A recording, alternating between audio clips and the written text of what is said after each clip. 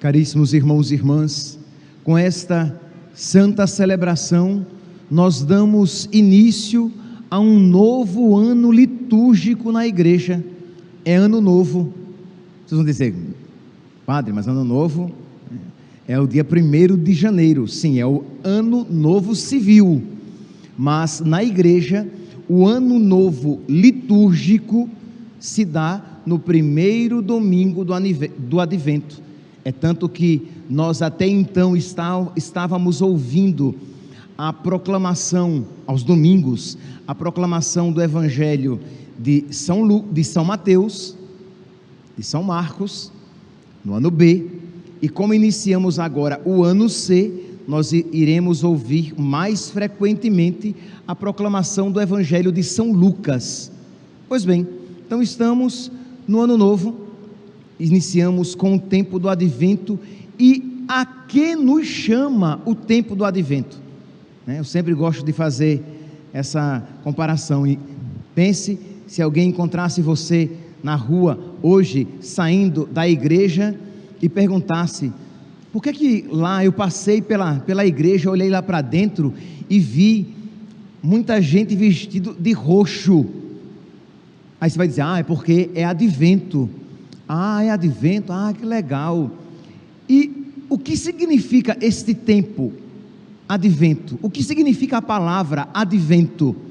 Pois bem, adventus, adventi, é uma palavra latina que significa chegada, e era um termo utilizado para a chegada do imperador.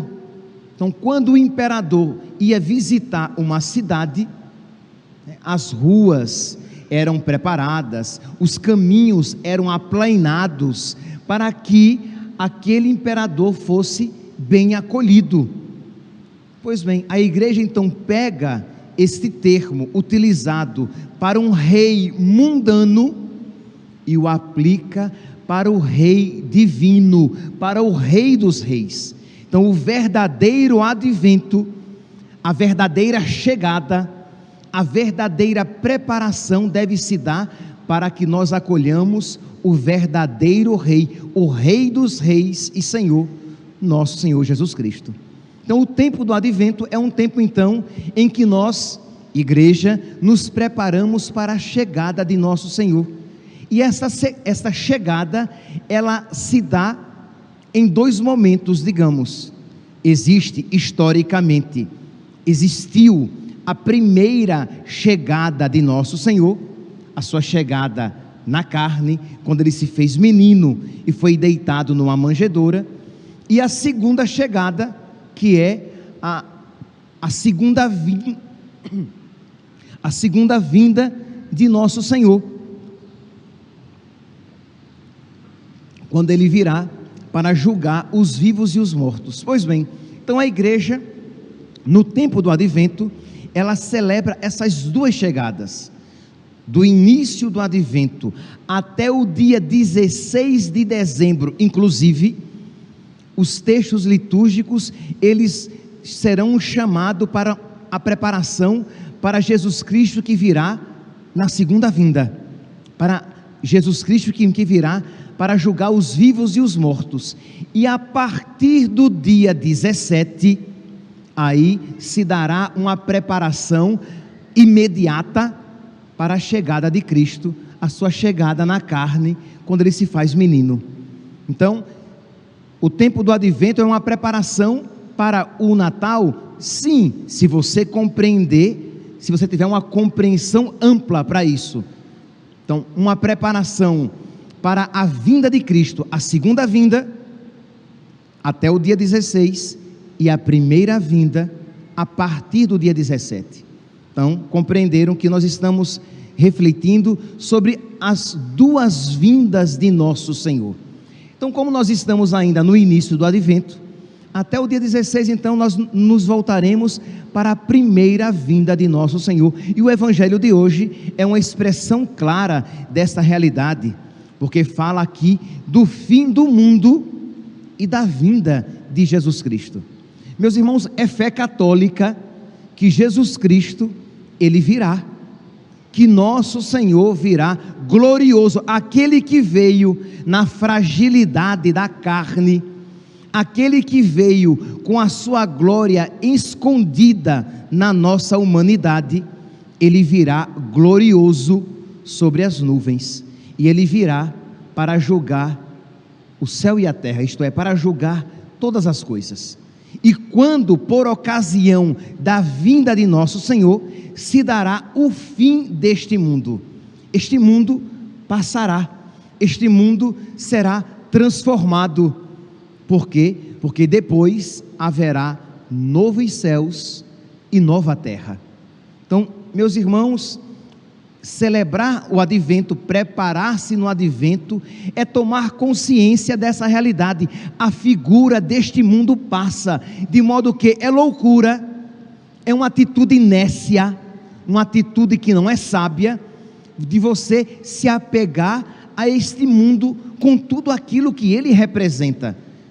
O nosso corpo e os prazeres que com ele podemos experimentar, também estão ligados a esta fugacidade, a esta transitoriedade do mundo. Tudo isso passará, e nós precisamos então lançar o nosso coração para aquilo que verdadeiramente importa.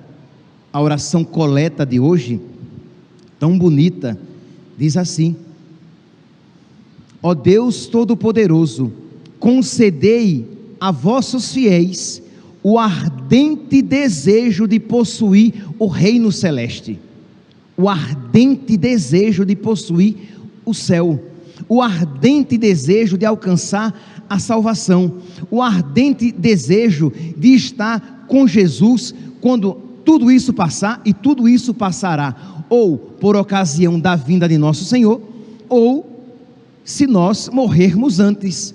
Então tudo isso passará, mas que nós estejamos nas moradas eternas. Então, meus santos, isso aqui é uma graça divina, é uma graça sobrenatural. Por quê? Porque nós desejamos ardentemente saúde.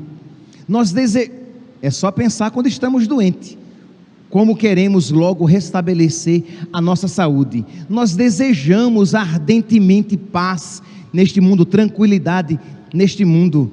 Haja vista quando problemas acontecem conosco. Nós desejamos ardentemente pagar as nossas dívidas. Veja quando os boletos começam a chegar e o seu coração se inquietar.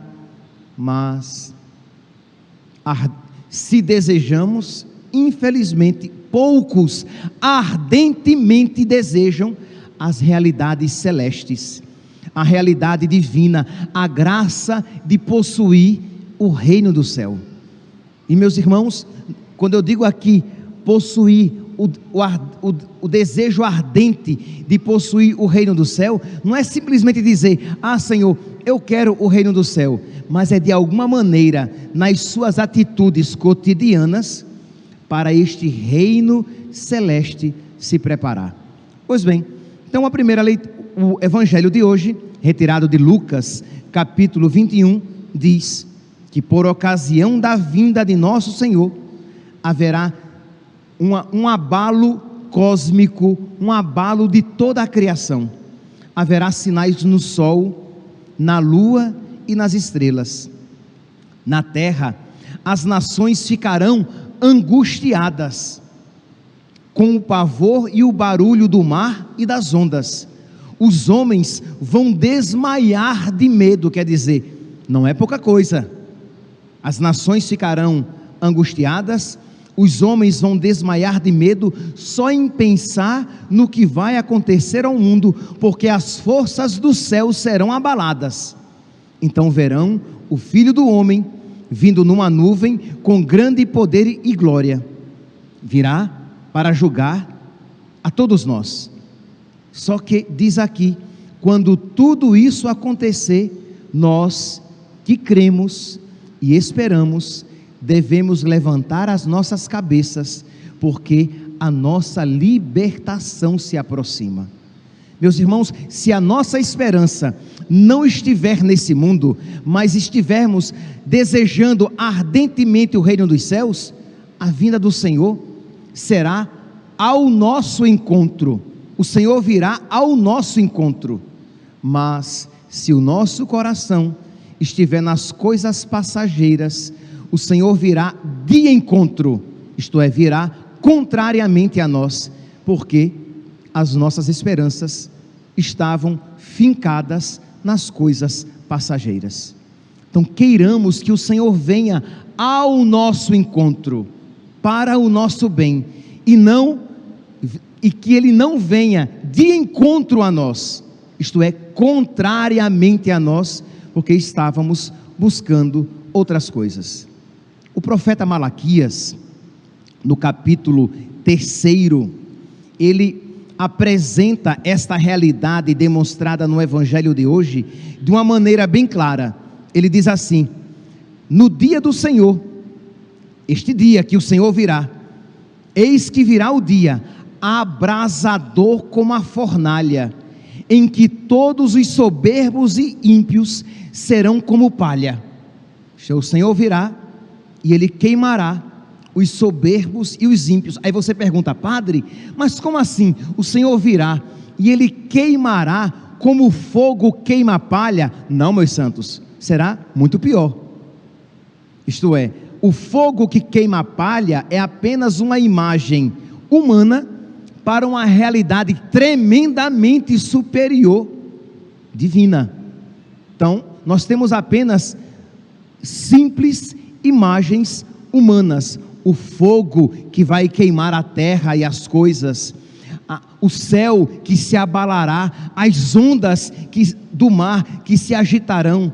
Mas tudo isso é uma tênue imagem de uma realidade muito mais profunda, que tudo isso passará, e que os corações dos homens se abalarão, mas se angustiarão, se abalarão os corações dos homens que colocaram a esperança neste mundo. Se abalarão e se angustiarão os corações dos homens que viraram as costas para Deus.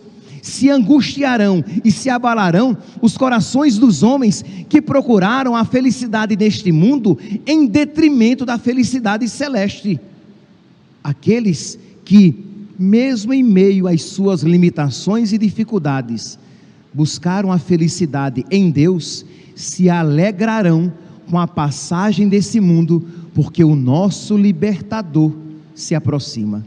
Pois bem, mas continua aqui o profeta Malaquias, e ele diz: e esse dia vindouro haverá de queimar os soberbos e ímpios, diz o Senhor dos exércitos, e os queimará, tal que não lhes deixará raiz nem ramo.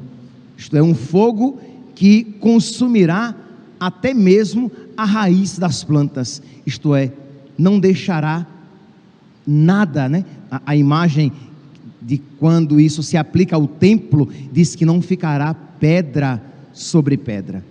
E continua o profeta Malaquias, capítulo 3, aqui no versículo 20: para vós, porém, que temeis o meu nome, nascerá o sol da justiça, trazendo a salvação em suas asas. Então, para vós que temeis a Deus, este dia tremendo será um dia maravilhoso. O mesmo dia será de pavor e de alegria.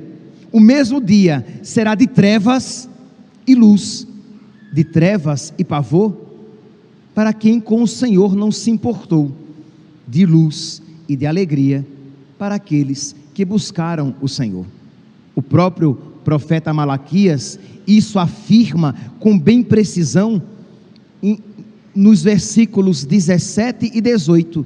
Ele diz: aqueles que temem o Senhor, eles serão para mim um bem particular. Quando o Senhor vier, aqueles que creem em Deus serão um bem particular. No dia em que eu agir, tratá-los-ei benignamente, como um pai trata com indulgência o filho que o serve. Então, este dia tremendo, em que o sol, a lua e as estrelas serão abalados, em que os elementos se liquefazerão, vão se liquefazer, vão derreter, em que o fogo vai consumir todas as coisas, diz aqui o profeta Malaquias, que os meus eu os tratarei com bondade e com indulgência, diz o Senhor. Versículo 18: e vereis de novo que há uma diferença entre o justo e o ímpio, entre o que serve a Deus e o que não o serve. Meus irmãos, neste dia a justiça se implantará.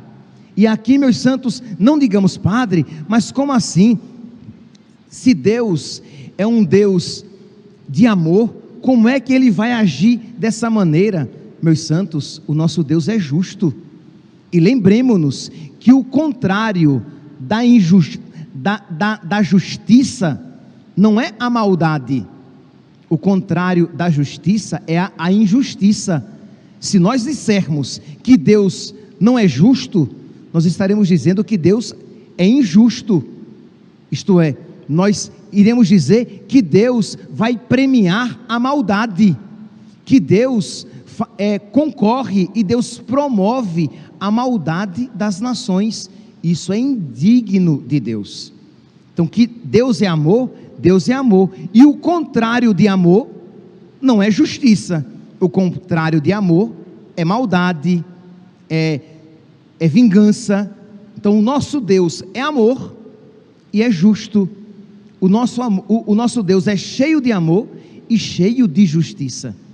Então, quando nós vemos o mal prosperando, as pessoas que promovem o mal, aparentemente felizes, aqueles que pisam os outros, causando-lhes sofrimento, o nosso coração deve se encher de esperança e dizer: o Senhor virá, a justiça virá, e Ele queimará os ímpios e salvará os bons. Mas aí vem, meus santos, o segundo ponto: quem são os ímpios e quem são os bons? Porque, meus irmãos, seria muito bom se as coisas fossem bem claras, treva e luz, mas infelizmente nos nossos corações existem trevas e luz. Nos nossos corações existe um servo de Deus, mas no nosso coração também existe um ímpio que se rebela contra Deus. De modo que, meus irmãos, dizer que o Senhor queimará os ímpios e salvará os bons, isso é maravilhoso e ao mesmo tempo tremendo, porque nos faz tremer, porque quando nós olhamos para dentro de nós mesmos, nós vemos que não existe somente bondade. Nós estamos aqui na igreja, nós estamos aqui no domingo buscando o Senhor. Muitos estão aqui na fila da confissão porque estão arrependidos dos seus pecados e querem se reconciliar com Deus. Muitos, se não todos, com piedade rezaram o confítel: confesso a Deus Todo-Poderoso e a vós, irmãos, que pequei muitas vezes por pensamentos e palavras, atos e omissões, por minha culpa, minha tão grande culpa. Nós rezamos e rezamos de verdade, e depois cantamos: Senhor, tem de piedade, Cristo tem de piedade, Senhor, tem de piedade. Então percebe que nós buscamos o Senhor, mas nós também temos pecado em nós. Então, meus irmãos, o tempo do advento, então, é um tempo em que nós devemos fazer crescer o trigo e diminuir cada vez mais o joio. É o tempo em que nós devemos fazer sumir cada vez mais as trevas no nosso coração e aumentar cada vez mais a luz de Deus no nosso coração, para que quando o Senhor vier, nós possamos com justiça clamar a sua misericórdia. Nós possamos com confiança clamar a sua misericórdia. Sim, eu usei aqui as duas palavras: clamar a bondade de Deus com justiça e confiança, clamar a misericórdia de Deus com justiça e com confiança. Porque não clama a misericórdia de Deus quem fez pouco caso de Deus, não se importou com Deus, viveu como ímpio, então este não, com justiça, com confiança, não clama a misericórdia de Deus. Por quê? Porque ele de verdade viveu como ímpio e com o Senhor não se importou. Mas aqueles que em meio às suas dificuldades, lutando contra elas, infelizmente às vezes nelas caindo, mas este que luta e que às vezes cai, este que clama a misericórdia de Deus, pode confiantemente nela esperar. Existe um hino do século XIII chamado Dies Irae, é um hino de Mateus Celano, e este hino ele canta esta realidade. Este hino ele originalmente ele pertencia à missa dos defuntos, como uma sequência, a sequência antes do evangelho. Então, antes do evangelho da missa dos defuntos, da missa de Requiem, essa sequência ela era cantada. Saiu, né, não pertence mais à missa dos defuntos, mas sem sombra de dúvidas continua sendo um canto litúrgico riquíssimo para que nós reflitamos. Ele tradicionalmente, ele pode ser rezado e cantado na semana que antecede Cristo Rei, na semana de Cristo Rei, mas nada impede que nós reflitamos nesses dias até o dia 16 de dezembro, porque o que é que nós refletiremos até o dia 16 de dezembro? O Senhor virá, e o Senhor virá para julgar a todos nós, e o Senhor levantará os nossos corpos da terra, para que as nossas almas novamente sejam unidas aos nossos corpos, e o Senhor nos julgará a todos, e diante de todos o julgamento se dará. Aquele julgamento que por ocasião da nossa morte aconteceu particularmente, no juízo final, aquela sentença dada particularmente será dada diante de todos. Aqueles pecados condenados particularmente serão condenados diante de todos, e aquela justiça que foi coroada particularmente será coroada diante de todos.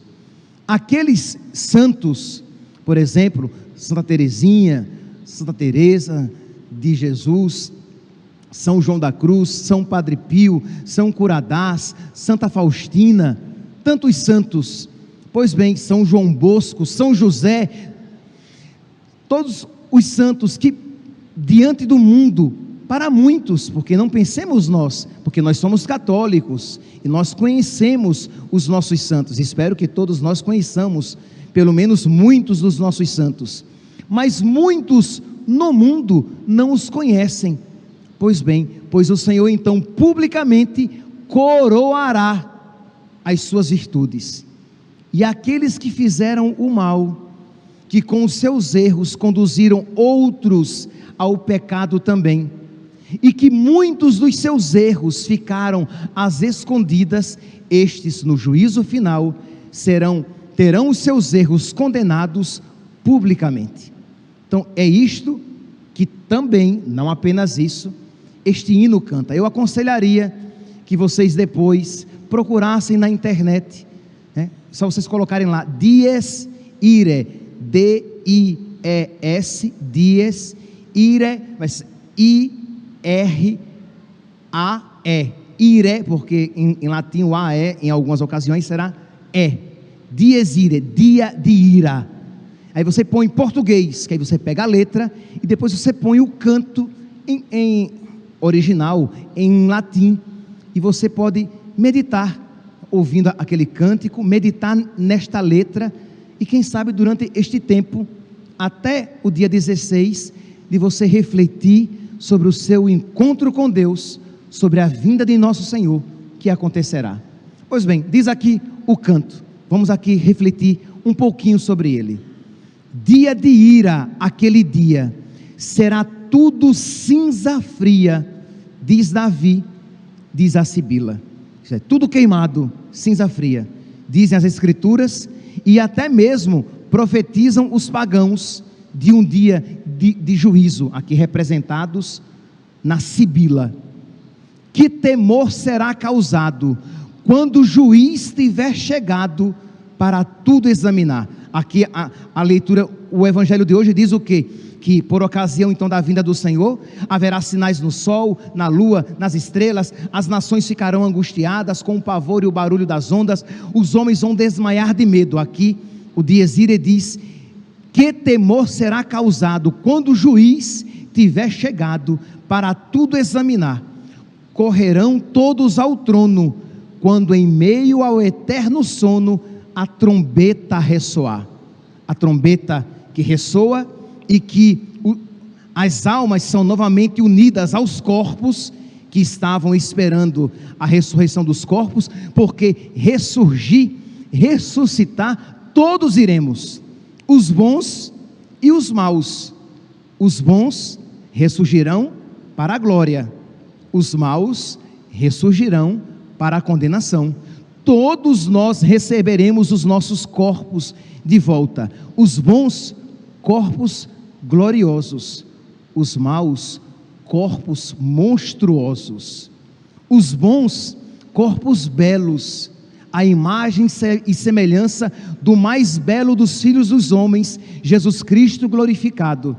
Os maus, com corpos feios, rudes, grotescos, de modo que muitos que neste mundo tiveram corpos belos, por ocasião do juízo final, terão corpos horrendos, monstruosos, asquerosos, horripilantes. Pois bem, correrão todos ao trono, quando em meio ao eterno sono a trombeta ressoar. Morte e mundo se espantam, criaturas se levantam e ao juiz responderão. Vai um livro ser trazido, no qual tudo está contido, onde o mundo está julgado. Isto é aquilo que a gente diz comumente: nada do que você faz escondido ficará eternamente desconhecido. Há um livro no qual tudo está contido e nada passa despercebido aos olhos de Deus. Mas, padre, e o que é que não está contido? Os pecados confessados. Os pecados confessados não estão nestes livros, não está neste livro, porque Deus, quando perdoa, esquece. Naquele livro, onde tudo está contido o que? O pecado ao qual você se apegou. O pecado perdoado, ali não está contido, porque ele contra você não será colocado. Pois bem, vai um livro ser trazido, no qual tudo está contido, onde o mundo está julgado. Quando Cristo se sentar, o escondido vai brilhar, nada vai ficar impune. Deus é justo. Então, a primeira parte é essa, e a gente, meus santos, não pode negar que quando diz que nada vai ficar impune, nós, de alguma maneira, trememos, porque, meu Deus, e os pecados dos quais eu com tanta superficialidade, com tanta indiferença cometi, será que de verdade eu tenho te buscado na minha vida? Será que de verdade eu tenho levado a sério? Será que se hoje fosse o dia do meu encontro contigo, eu estaria preparado para particularmente ser julgado? Porque quem não estiver preparado, para quem o juízo particular foi mau, o juízo final também o será. Para quem o juízo particular, por ocasião da sua morte, foi bom, o juízo final, bom também será. Então não há como não tremer diante destas palavras. Mas a segunda parte do canto Dies Irae, de alguma maneira enche o nosso coração de alegria. Se a primeira parte fala que o juiz é tremendo, que Ele vai julgar todas as coisas, que nada vai passar despercebido, e que tudo no seu livro está contido, a segunda parte diz: eu tão pobre, que farei? Que patrono chamarei? Nem o justo está seguro. Isto é, quem aqui diz: eu estou preparado para ser julgado por Deus? Quem aqui pode dizer: eu posso ficar de pé diante do juízo com a fronte erguida, venha julgar-me? Nem o justo.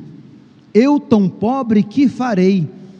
Que patrono chamarei? Nem o justo está seguro. Rei tremendo em majestade, que salvai só por piedade, me salvai, fonte da graça. Senhor Jesus Cristo, Filho de Deus, tende piedade de mim, pecador. Pela sua dolorosa paixão, tende misericórdia de nós e do mundo inteiro. É a nossa confiança na misericórdia de Deus. Mas, meus santos, saibamos, bem confia na misericórdia de Deus quem neste mundo procura com todas as suas forças se adequar a Deus, porque mesmo sabendo que nós não iremos apresentar a Deus uma obra perfeita, mas Ele completará a obra começada. Mas se nós não começarmos a obra, se nós não começarmos a procurar viver em santidade, como poderemos justamente suplicar misericórdia, se nós brincamos de crer em Deus? Por isso, levemos a sério a nossa vida aqui na terra, procuremos a cada dia nos converter. Aí você diz: padre, mas eu não vou me converter plenamente.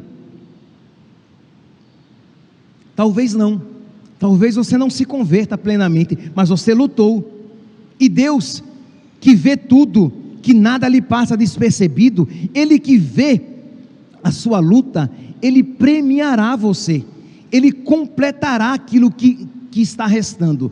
Mas se você, neste mundo, fizer pouco caso da justiça de Deus, você não estará preparado para receber a misericórdia de Deus. Repito, só receberá a misericórdia de Deus quem neste mundo levou a sério a justiça de Deus. Repito, só desfrutará da misericórdia de Deus quem neste mundo fizer contas, procurar de verdade e viver de acordo com a justiça de Deus. Senão, é dizer que Deus vai promover a maldade. Continua o hino: recordai, ó bom Jesus, que por mim fostes à cruz, nesse dia me guardai. A buscar-me vos cansastes, pela cruz me resgatastes, tanta dor não seja vã. É como que dizendo: Senhor, o Senhor sofreu tanto por mim, que eu não te perca. Senhor, o Senhor se cansou tanto por mim, que eu não seja condenado. Juiz justo no castigo, sede bom para comigo. Meus irmãos, até uma alma condenada, na hora da condenação, não vai dizer: Deus está sendo injusto comigo. Até uma alma condenada saberá que condenada está sendo, porque mereceu ser condenada. Então é essa certeza que o autor aqui põe. Ele diz: juiz justo no castigo, sede bom para comigo, perdoai-me nesse dia. Pela culpa se enrubesce, isto é, o meu rosto vai ficar vermelho de vergonha, porque eu sei que eu mereço o castigo, mas eu te peço misericórdia. O meu rosto vai se enrubescer de vergonha, de temor, mas eu te peço misericórdia. Pela culpa se enrubesce o meu rosto, ouvi a prece e poupai-me, justo Deus. A Maria Madalena, aqui ele vai então dizer: Senhor, o Senhor perdoou Maria Madalena, o Senhor perdoou o bom ladrão lá na cruz, perdoai-me também a mim. A Maria perdoando, e ao ladruz na cruz salvando, vós me destes esperança. Meu pedido não é digno, mas Senhor, vós sois benigno, não me queime o fogo eterno. Isto é, eu reconheço que eu não mereço o que eu estou pedindo. Eu reconheço que eu não te busquei tanto quanto deveria ter te buscado. Mas, Senhor, confiando na tua bondade, eu te peço o que eu não mereço. Meu pedido não é digno, mas, Senhor, vós sois benigno, não me queime o fogo eterno. No rebanho dai-me abrigo, arrancai-me do inimigo, colocai-me à vossa destra. Quando forem os malditos para o fogo eterno aflitos, entre os vossos acolhei-me. De um espírito contrito, escutai, Senhor, o grito, tomai conta do meu fim. Lacrimoso aquele dia, em que em meio à cinza fria, levantar-se o homem réu. Libertai o Deus do céu, bom pastor Jesus piedoso, dai-lhe prêmio, paz, repouso. Vós, ó Deus de majestade, vivo esplendor da Trindade, entre os eleitos nos contai. Meus irmãos, este hino então pode nos ajudar muito na nossa preparação, nesta primeira parte do Advento. Pedir a Deus que esta oração, que este cântico é uma oração, que Ele toque o nosso coração, que nós levemos a sério. O Advento começa hoje. Qual é o seu propósito? O Advento começa hoje. E aí, você vai fazer o quê? Você fez algum propósito para ser mais generoso com Deus? Você vai rezar um pouco mais para se preparar para o Natal? Ou você vai viver o Advento como você viveu o tempo comum, isto é, pagamente, como os pagãos? Você está se preparando para a ceia, juntando dinheiro para fazer uma ceia no Natal ou no Ano Novo, para comprar uma roupa nova. É assim que você se prepara para o Natal? Pois muito bem, a sua ceia e a sua roupa nova, juntamente com as suas carnes, serão queimadas, vão passar, se é assim como os pagãos que você se prepara. Mas se você vai se preparar, vai logo fazer uma boa confissão, para romper com o pecado, e começar o quê? Uma vida de mais oração, de mais generosidade com Deus, levando mais a sério a sua religião, a sua prática religiosa. O Evangelho de hoje diz de uma maneira tão firme, diz assim: portanto, versículo 34, tomai cuidado, para que os vossos corações não fiquem insensíveis por causa da gula, da embriaguez e das preocupações da vida. Isto é, quando você simplesmente gula e embriaguez, aqui os prazeres, quando você, por causa dos prazeres ou das preocupações, você se torna insensível. O padre está aqui se esgoelando e falando para você se preparar para o Natal, e o seu coração está noutra vibe, seu coração está noutra, e você não está nem preocupado. O padre rezou aqui o Dies Irae, um hino tão bonito e tão profundo, e o seu coração pensando em ir para casa, e que o padre cale a boca e termine a homilia, para você assistir televisão, ou continuar a temporada no computador que você está acompanhando. Seu coração está onde? Longe de Deus, preocupado com tantas coisas. Então cuidado. O desejo dos prazeres, da comodidade, aqui representados na gula e na embriaguez, e nas preocupações da vida. Você vive preocupado com o quê? Com como será o próximo ano, as contas que você tem que pagar, o imposto de renda que você tem que pagar, a matrícula dos filhos que você tem que fazer, a sua conta bancária que está zerada. Tudo isso é justo, mas se o seu coração, meu santinho, só se preocupa com isso, ele se torna insensível. Você não vai se preparar para o Natal, você não vai se preparar para o encontro com o nosso Senhor, e quando o Senhor vier, tremendo será para você. Por quê? Porque o seu coração está insensível. Para você este dia será fogo, para você este dia será treva, para você este dia será perdição e condenação. Então peça a Deus: meu Deus, por misericórdia, eu te suplico, dai-me sabedoria. Meu Deus, por misericórdia, eu te suplico, dá-me um coração, Senhor, sensível a Ti, sensível à Tua palavra, que eu me prepare de verdade, porque eu não sei sequer se ao dia 25 de dezembro eu chegarei para celebrar o Natal. Pode ser que nós partamos antes, e a pergunta é: você está preparado? Ou o seu coração está insensível, focado nos prazeres, ou muito ocupado nas preocupações da vida? Que Nossa Senhora, meus santos, aquela que mais do que todos esperou a vinda do seu Filho, que ela nos ensine a ativamente esperar o Senhor, porque quer Ele venha no Natal, quer por ocasião da segunda vinda, quer por ocasião da nossa morte, nós estejamos preparados para acolhê-lo. Louvado seja nosso Senhor Jesus Cristo, para sempre seja louvado.